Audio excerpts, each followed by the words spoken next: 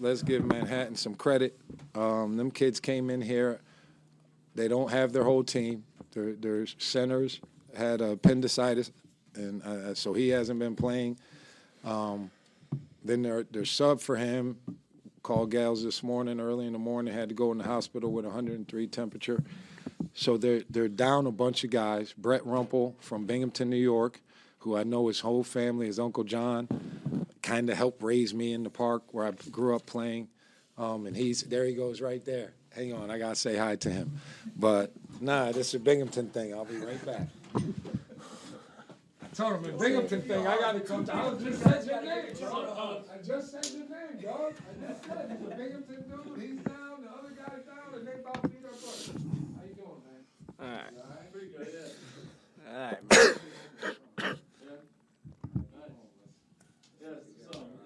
Great job, guys. All right, Coach. Thank you. Great to see you.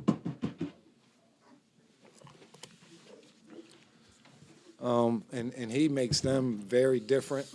That young kid right there, like I said, I've known his family since I was a little boy. So how he coached today was incredible. He made us slow down. They kept running plays that were effective, that kept making us have to make decisions. And then sometimes, your kids, this game, I've never liked this game. The 21st, 22nd, all the students are gone. All their friends are gone. Half of their mind is gone because they're ready to go home. And just a good, solid college basketball game. But I told my guys it's a credit to who they are, because 3 years ago, me as a coach, I probably would have started yelling too much and we would have lost that game.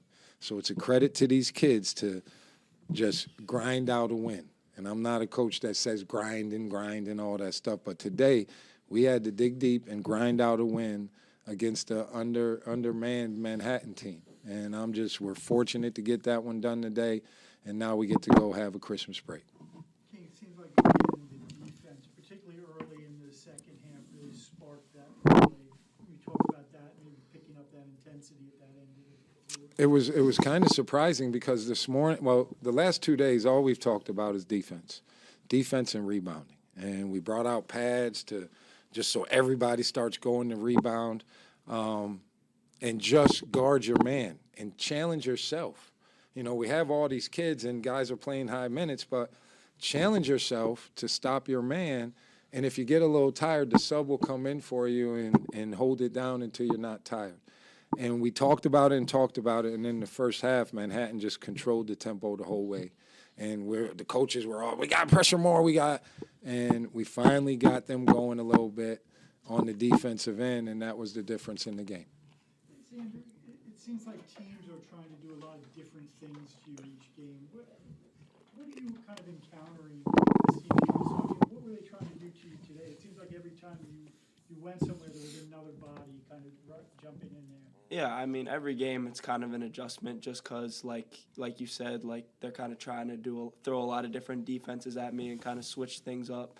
And I think they're just what they're trying to do is just make things more difficult on me, because I feel like if I'm comfortable and get rolling and kind of know the reads that I'm looking for off ball screens, the game kind of slows down and is easy.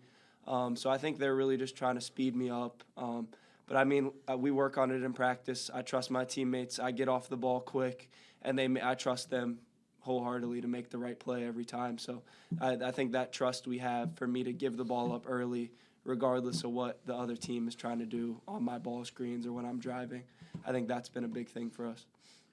It seems like when you get a guy, you feel like you can maneuver against, you really go at him pretty hard. Is that kind of how it is with you in terms of kind of how the game goes? Yeah, it don't matter what kind of player I'm playing against. It was just if it's a big guy, small guy, I still attack. It's still the right mindset. I do my thing, Have you ever? If you don't have Nikita this year, Clem's got a bad back. Kind of a godsend that he is here. Steve, that's why we're such good recruiters around here. No, that's, if Xander would have decided to go to somewhere else also, But when you're a basketball coach, somebody else would have to be ready. You know, with Clem's back, it would have to be Amon. And Amon showed in Seton Hall he can do some things. He's behind some older guys right now.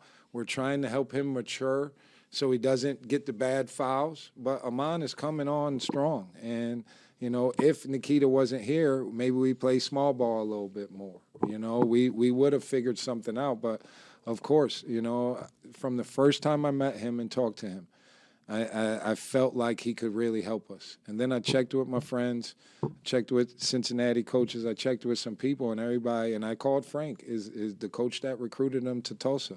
And he said, King, he could be really, really good for you. Now, do you expect the kid to get 21 and 14 or 17 and 13? Well, he's a graduate, so he's been through some things. He had those numbers in junior college, and then he didn't get to play last year. So I think we're going to see more nights like this from him. You know, this is his 11th game. Is that 12th game in 2 years? I think he played in the first game last year for Tulsa, got hurt, didn't play anymore the whole year. So, you know, he didn't play last year, and he's already doing this in his 11th game. That's just a credit to him. And the more we get to know each other, there'll be more things that he can do. See, here's the part. Y'all don't know he can really shoot all the way to the three-point line. All right? And I've kind of coached him in a way, hey, I need you to go rolling inside. I need you to get busy inside, and maybe next year we'll show him that you shoot like Luka. Okay? But right now we need you to do this, you know. But he's a European big man that can play away from the basket too. We need him to play at the rim, and he's done an incredible job doing that. Nikita, you've been through a lot, obviously, with your basketball career, you know, taking over at Tulsa, your injuries, and then coming here. Just tell us what it's been like to play with these guys like Xander, Abdi, Collins, everybody on the Mamba team. How's it been for you? It's been incredible so far. You know, I love everybody on the team. You know, we do like a team bondings and you know, on and off the court, like, you know, we still talk to each other. So it makes us something special. You know, that's what it really is about. Coach, Oklahoma next. Are you worried about it? Are you thinking about it already, or are you just celebrating this one? No, we're going to celebrate this one, but I've known Porter for a long time. Okay, he's an incredible coach. I know he was with Rick Majerus. People don't know he was the head coach at Illinois State, so I followed him way back then because I had been at Illinois State as a coach. What he did at Loyola was like, wow, okay? And it wasn't just a one-year thing. Those teams could have beat anybody. And then he gets Oklahoma, and it's a hard go. His first year there, it was a hard go. And people are like, well, maybe the fit isn't good and all this and all that. Porter Moser can coach anywhere in the country, any level, this level, mid-level, highest level. Power five. He could be the Carolina coach. He could be the Duke coach, and it wouldn't be a drop-off. So I've known this man for a long time. I can't say we're not like best friends or buds, but I've known him long enough where when we see each other, we definitely stop and talk. And I've admired, you know, anytime you take a team to the Final Four from a mid-major, that shows who you are. Now, their team now, I watched about 10, 12 minutes of the Carolina game. And what I took away from that game, and it was early in the game, they're really good. I knew they're 10-0. You don't get to 10-0 if you're not good. But they're even better. Like, they're long, they're athletic, they're strong, they can shoot, they got bigs. Like, that team is going to make some noise this year. We'll watch over the break, and I'm going to come up with a plan that gives us our best chance. But I just know you can't turn the ball over, and you have to guard, okay? And they'll hit you like Princeton, okay? They run that five out, and they'll hit you at the elbow, and that big guy's going to be able to pass, and all guys cutting, and like no one else runs it like him, so it's going to be hard to come up with some way to beat them on the defensive end, but we'll get it there. You've talked about the value of games like that, you know, at Kansas. Talk about that and what a team can get from a game like that, playing in that environment against that kind of. Well, first, the environment is high major basketball, man, and that's what all of these guys all wanted. So we do these games for multiple reasons. The one part that a lot of people have to play them because their school makes them play them. I'm the fortunate one that My school doesn't make me play those games, but we're partners. So when I play those games, it helps the basketball program, it helps the school, just because now we're sitting next to Oklahoma. It's going to go all across the country until New Year's. Then we're playing them on New Year's Day or New Year's Eve.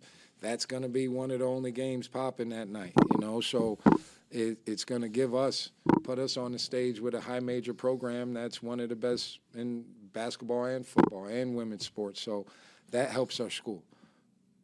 We get a check to do this game. That helps our whole athletic department, okay? And those are the reasons that you do them. I didn't even realize we were doing 4 this year until I counted them. I thought it was only 3. But George Mason, Seton Hall, West Virginia, now a thing. And we already got 1 win. So it's been great for us this year so far. I know Oklahoma could smack you, but we're not planning on that happening. We're planning going in there with a good game plan, spacing them out, and making them guard the things that we do. What is your schedule now? These guys get off for a few days? Yeah, I done got old, Steve, so today's the 21st, and this is how I know what day the days.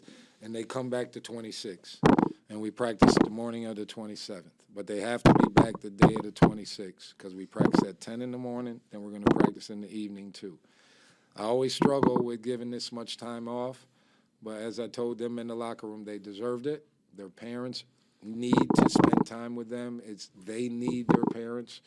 Keita will be here, but he has his people with him. But you need this time. And I asked them to please don't go home and just kick it with your friends and not see your parents. Your parents been waiting to hug you. They want you home. Make sure they're happy when you get there and they're happy when you leave. So probably 1 day too many, but I trust these guys and they deserve it. All right. Hey, you guys travel safely wherever you're going. Have a great Christmas, man.